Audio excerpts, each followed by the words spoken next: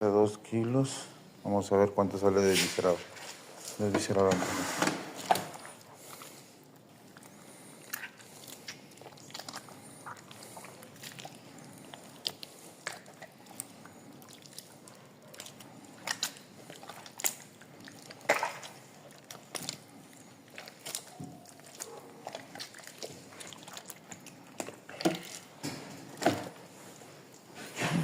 400 gramos, Roy.